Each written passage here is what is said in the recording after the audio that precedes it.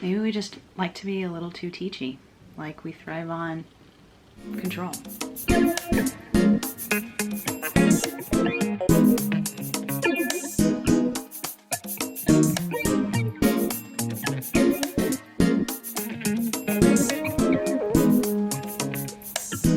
Welcome, it's Bethany at Your Sacred Home, where I like to teach about homeschooling, parenting, and just more intentional living. And today's topic is all about homeschooling and how to help your child to be more of a self-educator. All right, disclaimer. I want you guys to know that I don't really teach using a specific curriculum. It's more a method of learning. You guys, I know you've heard about the Charlotte Mason method. That is primarily the method that I use. So anything that I'm doing is really revolves around the method rather than using a particular curriculum. I believe in her principles. Principle number 1, which talks about how a child is already born a person. You see, I don't look at my kids, or I've grown to learn to not to look at my kids as an empty slate or just this empty blob that I get to choose and decide how I want to fill it and mold it. That's not my that's not my job. I look at my child as an amazing human already. So know that today these 3 strategies for helping your child be a better self-educated person are going to revolve around this method of learning, the Charlotte Mason method. All right, strategy number 1. I might step on some toes, but don't be so teachy. Let's all face it, moms, homeschool moms, teachers out there, we thrive on control. As much as you probably don't want to admit it, we operate out of organized control, controlling everything. Think about the summer before a homeschool year. You are working to just organize the complete year. You pick out the curriculum. You choose how you're going to teach it. You prep all of the lesson plans, blah, blah, blah, blah. You create a space in your home that just is frilly cute, decorated to the nines. We like control. We do. But what happens in this control is that we are now deciding how our child should be receiving. We are deciding how they should receive any of this knowledge, any of this information. We are controlling it. We give them worksheet after worksheet, or I've gotten away from that. I just don't use worksheets, but worksheet after worksheet, because we know it is this tangible, physical thing that we can show as proof that we're getting something done, that something is happening in our child. We're super teachy, so teachy that we're taking away that responsibility from our child. This is actually conditioning our children to not need to take any responsibility or not want to take any responsibility because mom is doing it all. So let me read 2 great quotes that really talks about putting the responsibility on the child. And this comes from one of Charlotte Mason's methods, or one of her volumes, where she just lays out her philosophy on education. And I totally agree with. It says, "The children, not the teachers, are the responsible persons. They do the work by self-effort." And another quote is, "There is no education but self-education." And strategy number 1 is really going to lead into strategy number 2, where you're gonna really exercise that non-teachiness and releasing a little bit of that control and not feeling like it's your job to really decide how they're going to receive the information and the ideas and the knowledge of this world. Okay, so strategy number 2 is allow your child to read great books, and then let them as an own individual person choose how they receive these ideas. Let them make these ideas their own. Let them take ownership of the ideas from these great books that they're reading.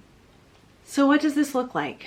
First, I believe that your children should see you reading. This is instilling the value in your children that you read to learn, you read to gain knowledge, you read to understand and know ideas. And ultimately, that if mama has the power to self-educate, then they have the power to self-educate. All right, so when you're choosing books, I'm not talking about textbooks full of dry facts that your child cannot connect with and just grow this relationship with. I'm talking about well-written stories that are written in a narrative, stories that your child can really connect with just living ideas, stories that come alive and really teach this topic through just a really amazing and powerful way. And just know that this relationship, this connection that they're going to grow with these ideas and these characters in the book, it's going to happen over a long period of time. So in our home, when they're given a book, it takes them a while to read because they're reading so many books at one time, because really I'm laying this just a bunch of ideas through, how Charlotte Mason would say, kind of just this feast, where I'm exposing them to so many different ideas through so many different pieces of literature, but I'm also allowing them to read this literature through over the course of a long time so they can really grow this relationship, really become connected, step away from the book and just really allow it to sink in and for them to ponder it and think over it. Maybe sometimes it's not happening, but that's what you don't know. And that's what you really need to allow your kids to experience on their own. You need to release that control and allow them to take this information and these ideas in their own individual way. And then as they're reading these great books, you give your child the opportunity to retell what is going on in these stories, to really narrate and be able to take these ideas and to regurgitate that information so that you know it's really connected in their minds and that they have taken it and made it their own. They've connected to these ideas in their own way.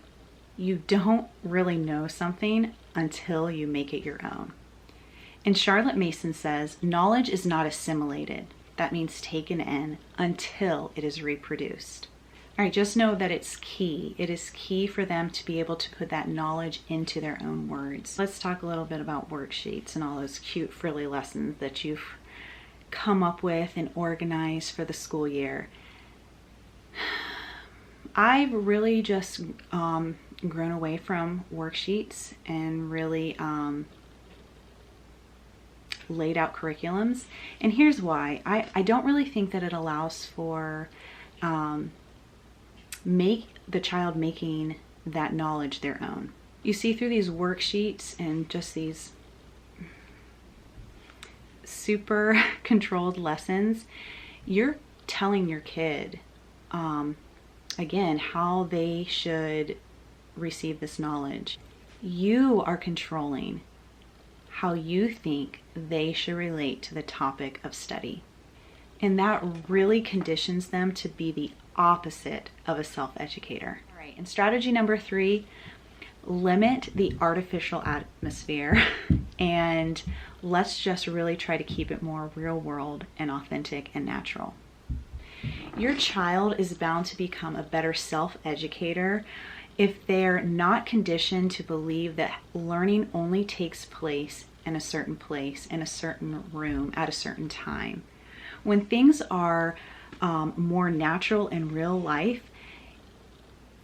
they just know that learning can take place everywhere and anywhere and at any time.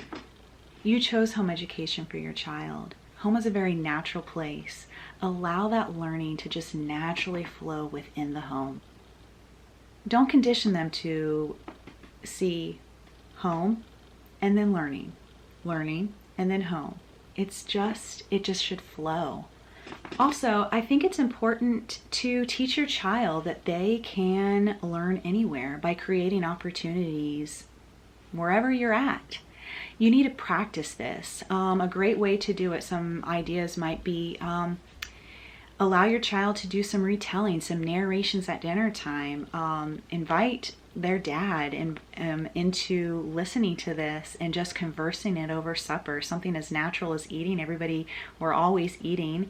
Do it over dinner. Do it over breakfast. Make it a conversation. Maybe debate about it. Maybe state your opinion on some of your readings.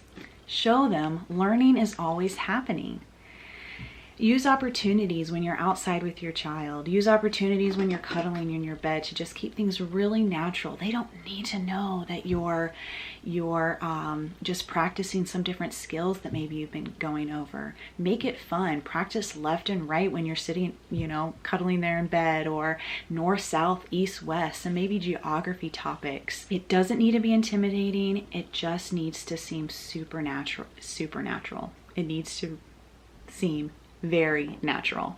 Not only is this non-intimidating for your child, but it's also showing them, it's conditioning them to understand and to know that learning can take place, again, anytime, any place.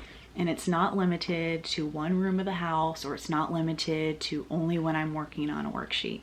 I guarantee that these strategies will help train them to self-educate, to become more self-educated, to take responsibility of their learning. And remember, it's a process. It's not going to happen overnight. Honestly, you're training and you're doing all of this because one day they're going to leave you. And how awesome would it be if they walked away and they were still so full of curiosity and a desire to learn?